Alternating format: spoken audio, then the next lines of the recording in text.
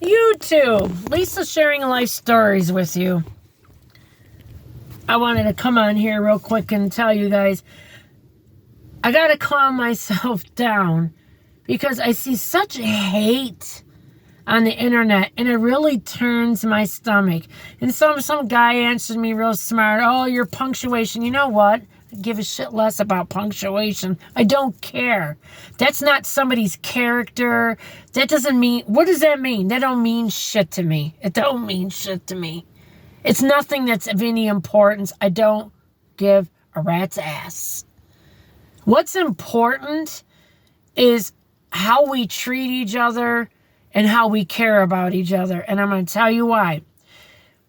I feel passionate about fellow YouTubers, right?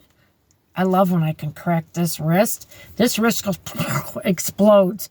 And I want to do it too many times a day. But when I do it, it feels so good when I can get it to do it. Anyways, getting off track.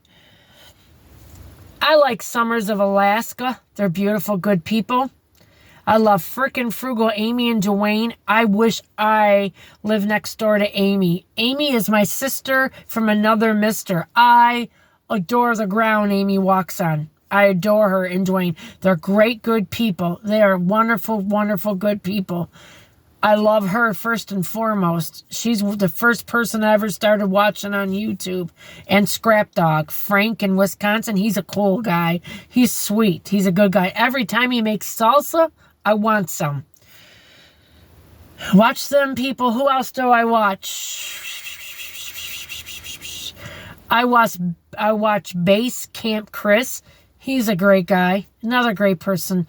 I watch Steve Wills from Alberta, Canada. The poor man just recently lost his wife. A real wonderful guy who would just go, he does like stealth camping. He would camp under signs and stuff showing that nobody would see him and stuff like that, and drink like a beer and make like a little dinner there. I watch Van City Van Life, Chrome. He is the most genuine, good person. He's another person that really encouraged me to do YouTube. I can't find the video, but he's really one of the people that encouraged me by saying, you just got to get out there and you got to just take pictures of anything and talk to the camera, because there's other people that are going to want to listen and hear your story or hear what you're talking about. And it's true. We all want to hear each other's lives. And sometimes it is just good background things. But then sometimes people will say something to you just a certain way that a million other people have already said to you, but it just hits you different. You know what I'm saying? You just perceive it different, and it makes all the difference in the world to you.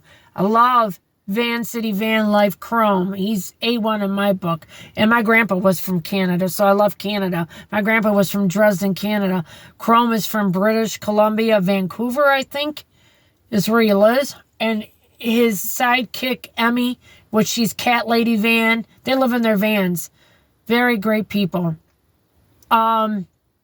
And then there's Joseph, and then there's Jeffy Bear. But Chrome's the dude. Chrome's the dude, the main one. Okay, then one of the earlier people, too, I would watch is Our Tribe of Many. Wonderful lady who has 11 kids, and she lives in Nebraska, and her husband's from Kenya. And she more than not eats real healthy foods for them kids, like, refined sugar, make everything from scratch. She just tries to keep getting bigger and better with the food that they eat. And her husband is, I believe, a pastor or something, and runs Lincoln, Nebraska's church, I believe. He runs a church. I'm not sure if it's a pastor or what you would call the gentleman, but he's a good man. His name is Solo. And all her beautiful kids. And then there's another lady in West Virginia that I like, is Jamel Stewart. She's got 10 kids. And she always goes, I wish I had this grocery store by me, you guys, called Sharp Shopper. Oh my God. They're only in West Virginia and Pennsylvania, these grocery stores. They're a grocery store that basically gets food items that are closer to their due date or their suggested due by date. You can't believe the sales and shit you can get in there. It's unbelievable. Let's just give you this way. Some of those little yogurts are like $1.50 like this. She gets them 3 for $1. Oh my God, if Amy was there, she'd lose her freaking gourd. I'm telling you, so would I. She just did a haul on Sharp Shopper about 2-3 days ago. Check that video out. I mean, she shows the store, and they also sell Chef Paris pies.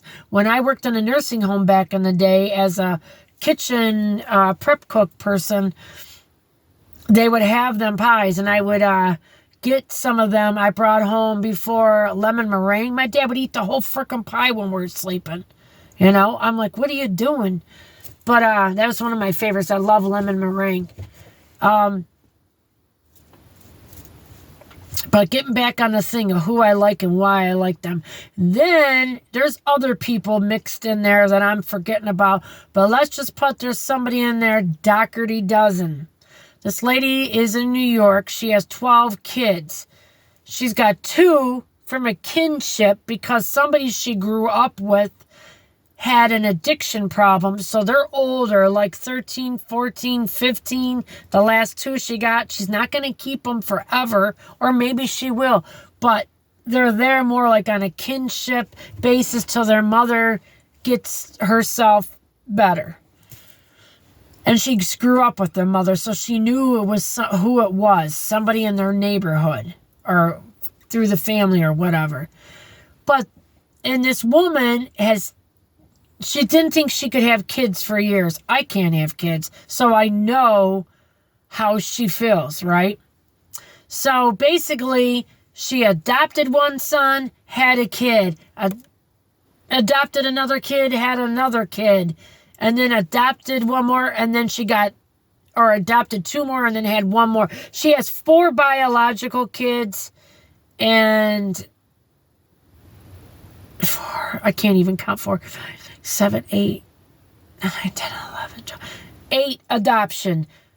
2 are a brother and a sister, and the last 2 she got are a brother and sister because they wanted to break them up as siblings and stuff. Oh, and actually, then there's another 2 little black boys, African-American black, who cares, whatever.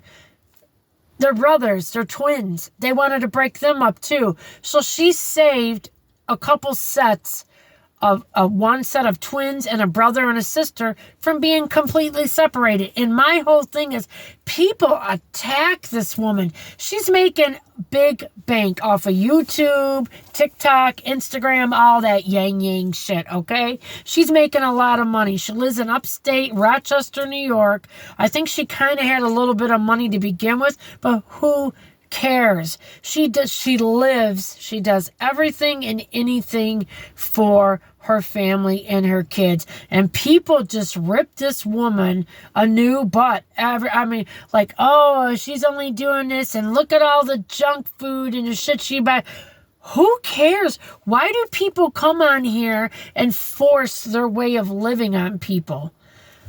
You can give people suggestions. Hey, I saved money doing this. Or, hey, I think this is a good idea. But you never know what somebody's thinking or what they have gone through in life to make them do the things they're going to do. That woman gets up at 4 a.m., goes to bed at 11 or 12 at night, and just lives for her kids. She's a taxi back and forth, back and forth. She is a real good person, but she's making a ton of money, and they see people watching YouTube see her buy money, and they act a fool over it. I come across these forums that rip her off, and this one guy, oh, your punctuation, fuck my punctuation, I could care less. You guys, he goes, people are making suggestions. No, they're not. It's catty-ass women. It's catty-ass women that are bummed they're not making that kind of living, and they're talking about people. And this one's got this accent. She's got blonde hair or something. Stop. just stop. Leave her alone. Let her be on YouTube with her family. Sometimes she has interesting stuff, this Alicia Doherty, and sometimes this stuff gets, she's wrapping presents, and sometimes it gets a little boring. But a lot of people keep it on just for background. You know what? I like watching her. She's a decent, good person that pays her way through society. She's a good American. She's given these kids a better life. And some people are like, oh, she's spoiling these kids. They're little monsters. And isn't that is so mean. She's saying your kids are not our kids ain't worth anything. They're growing up. They're not going to appreciate anything. Yeah, they do. Yeah, they do. Anything she's ever asked them, they will help her out, whatever she does. Even the littlest ones try to help bring in groceries. But it's what it really boils down to, what I can personally see. You got a lot of jealous women out there that see this woman. She's making at least $100,000 to $150,000 a month off of YouTube. Who knows what she's making off of TikTok and Instagram? And people are mad. They're trying to bring her down. I'm like, why? Why are you people so pathetic? Really? You sit behind your keyboards. What people don't realize, and they sit behind their keyboards and they write real mean shit, eventually you're going to say something about somebody one day, and somebody's going to know who the hell you are. They're going to come and terrorize you at your job, your family, your place of work, whatever. They're going to make your life hell for all the meanness and vile that people spread. There's no reason for it. There's none. I could see if she was like really bad or something. I mean, she does all kinds of shit. You should have seen what they did for, what is that? New Year's Eve. They went out to eat with her parents and came back and had nothing but games and stuff for her kids. How nice. You can win $1, you can win $5, you can win $20. Then when it was one grand prize, $50, they had a whole huge spread of food for all the kids and their friends. I mean, like, how is somebody like that bad? And saving kids from being separated that are adopted. Do you understand?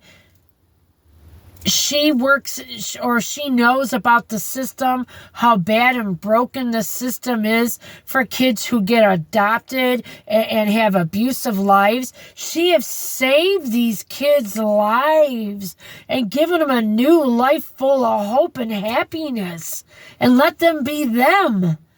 Oh my God, I can't even wrap my head around the whole situation. And some dumb guy's gonna say, well, people got their opinion, some Mark guy, and blah blah blah, and your punctuation. That's not what life's about. Life's about character, your spirit, your morals, who you are, what you bring to the table, how you treat others. Huge how you treat others, because we are supposed to be loving each other with compassion, and that woman takes so much bad shit. And I just had to jump in there today. I'm just rambling on because I talk text and it doesn't get shit right, and I don't even care because I get furious. And these people need to leave that woman alone. Leave her alone. She's a good person. She's done a lot of good. Maybe she ain't perfect. Nobody who's perfect. Let me see in these other people that are attacking her lives. Let's see how perfect they all live. I'm sure they don't. I'm sure they're very freaking far from it. You know? But I'm on here. I'm just a genuine person. What you fucking see is what you get with me. It is what it is. I may be outspoken. I may be a little louder. May rub some people around with too freaking bad. Pack your shit up and get out of here if you don't like. Don't give flam fuck. Don't care. Don't care. Don't care. But what I do care is about people being mean to people that are defenseless and don't deserve it. That's what I care about, because we all have our faults. We all have our good points, and that's just what life's about. But if you have a chance, well, she's got so many subscribers it don't even matter. But that's what people are jealous of. And I hope to God when I ever get that big, because I will. Okay, I will. Nobody better come for me like that, because it's just who, it's what you're about in here that matters, man. That's all that matters. That's all that matters. This time is too fleeting. Our lives are too fleeting. They are so, a blink of an eye. It's like, let me put it to you this way. Let's see who can relate to this. My mom and dad feel like they were here a minute ago. I was so close to my parents. We were like one and the same, right? I mean, everything I did revolved around them. Everything they did revolved around me. I was the only child. They were such good people, right? And I just feel like it don't seem right that they're not here. And I've already lost my dad. My mom's been over 13 years this December 18th, and my dad was September 25th, 2013.